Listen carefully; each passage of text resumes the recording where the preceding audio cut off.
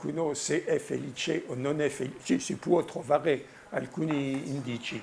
Mi colpisce, non so se l'ha sentito, ma 2 giorni fa c'era tutta una notizia che ha un po' turbato in Francia il mondo, che uno della Telecom che si è suicidato nel cortile del luogo di lavoro, ma è il sessantesimo in 2 anni. Più recentemente c'era i suicidi di bambini, dei giovani di 8-9 anni. Una società dove gli operai si suicidano, i bambini si suicidano, a mio parere non è una società felice. Non ho mai sentito nella storia, non c'è le società del passato, c'era una miseria, c'era dei problemi, ma non ho mai sentito parlare di una società dove i bambini si suicidavano. Penso che è una forma di patologia nuova che solo la nostra società ha generato. Lei ha parlato più volte di abbondanza frugale, ma non è una contraddizione in termini l'abbondanza frugale? No, perché come l'ho già detto prima, che la frugalità è la condizione dell'abbondanza, perché se non si sa limitare i bisogni non c'è mai l'abbondanza, c'è sempre la frustrazione, e per questo l'aveva detto già il famoso Keynes, aveva detto, aveva dato uno dei suoi saggi che chiamava la povertà nell'abbondanza.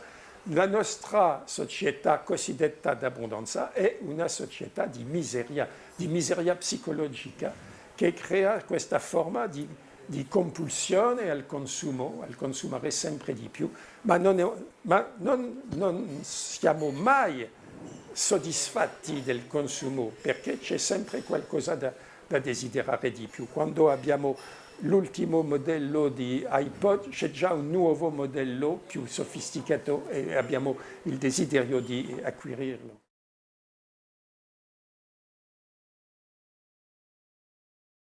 Ecco, su questo la tecnologia è amica o nemica della decrescita? I telefonini, internet, i computer, sono cose che aiutano? È difficile, perché penso che questa tecnologia è prodotta, è inventata nella logica della società dei consumi. Dobbiamo inventare un'altra tecnologia, un'altra tecnica, ma è vero anche che si può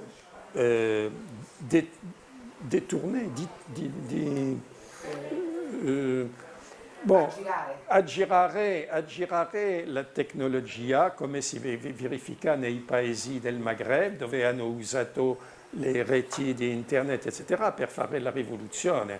Allora si può riappropriarsi della tecnica, ma fondamentalmente penso che la nostra scienza, questa che è nata nel Rinascimento con Galileo Galilei, è una scienza prometeica, che, come diceva il nostro Cartesio, vuole fare dell'uomo un padrone, un maestro della natura, invece che di vivere in armonia nella natura. Dobbiamo sviluppare una scienza rispettosa della natura, non cercare di dominare la natura, ma vivere E la tecnica che possiamo trarre di una scienza così è una tecnica meno aggressiva, diversa. Dobbiamo andare in questa direzione. Per esempio, è più interessante sviluppare la medicina ambientalista per curare i cancri che sono generati dai pesticidi, da tutta la cattiva vita, eccetera, che inventare delle molecole, modificazioni genetiche per trovare nuovi pillole, eccetera. E che è sempre una corsa avanti. Dobbiamo sviluppare l'agricoltura ecologica, l'agroforesteria, la permacultura, eccetera, tutto questo che può essere molto produttivo, ma con rispetto della natura. Quale organizzazione politica corrisponde alla società della decrescita? Cioè, come si fa a produrla politicamente in un paese, in una società? La decrescita sarà democratica o non sarà. Allora penso che abbiamo un esempio interessante con il movimento delle città in transizione, transition towns in Inghilterra, che una comunità si riunisce e fanno un dibattito come affrontare le sfide del futuro. Oggi siamo tutti interpellati dagli sfide, fra pochi anni non ci sarà più petrolio, ci sarà 2 gradi di più, le culture non si potrà più fare un vino rosso nel Bordeaux, invece si farà del champagne in Inghilterra, eccetera. Sono molte cose che dobbiamo. Come possiamo organizzare la nostra resilienza? La resilienza è la capacità al medesimo tempo di resistere al cambiamento e di affrontarlo di un modo positivo. E allora questo può essere fatto solo di un modo democratico, ma un modo vero democratico, una democrazia diretta. La gente deve mettersi insieme e questo è interessante, che a livello basso si può ritrovare anche nel funzionamento dei gas, dei gruppi di acquisto solidali. A Ferrara, per esempio, sono andato a un gruppo così, una riunione molto interessante, perché la gente che partecipa a questo al medesimo tempo ha ritrovato il senso vero della democrazia, perché parlano naturalmente dei problemi del cibo, eccetera, ma anche ogni sorta di problema che vengono, il sindaco che non va bene, la scuola che non va bene, l'asilo nido, come organizzare tra parenti, eccetera, tutti i problemi della società che sono così messi sulla tavola e che sono dibattiti.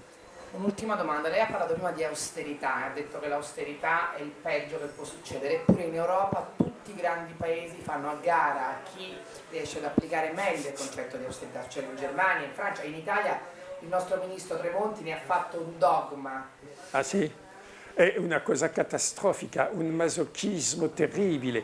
Naturalmente è impossibile se non abbiamo il coraggio di affrontare un cambiamento radicale, allora siamo condannati a questa discesa nell'inferno, perché l'austerità necessita sempre più austerità, perché l'austerità va a diminuire il consumo, che va a diminuire il prodotto, perché ci vuole ancora più austerità per risolvere i problemi creati dall'austerità, perché il problema del debito pubblico, la Grecia e il Portogallo oggi hanno questa esperienza che invece di diminuire aumenta naturalmente, perché i risorse diminuiscono.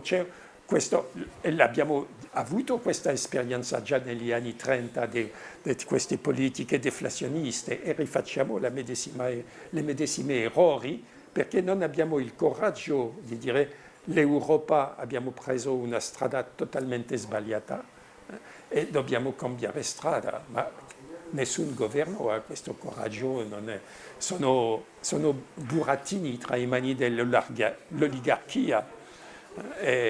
Solo la speranza è solo come nell'Africa del Nord, una rivolta dei popoli. Forse la prossima tappa della crisi sarà quella, speriamo. Lei apre il suo libro La crescita serena con le 3 domande di Woody Allen. Dove andiamo? Da dove veniamo? Cosa ceniamo stasera? Mi dà una risposta brevissima con le 3 domande. Dove andiamo? Anzi, da dove veniamo prima? Dove andiamo? Allora no, dove andiamo? Andiamo direttamente a fracassarsi contro il muro dei limiti del pianeta. Questo è chiaro per tutti. Dove proveniamo? Veniamo di una società di crescita. Va detto una società che tutto è organizzato per crescere all'infinita. Siamo condannati come colui che è in bicicletta a pedalare sempre più veloce per mantenere in equilibrio. È per questo che siamo condannati, perché una crescita infinita su un pianeta limitato è impossibile. Cosa mangiamo stasera? Questo è molto importante per noi, siamo sicuri di mangiare, ma i 2/3 dell'umanità non hanno a mangiare a loro fame.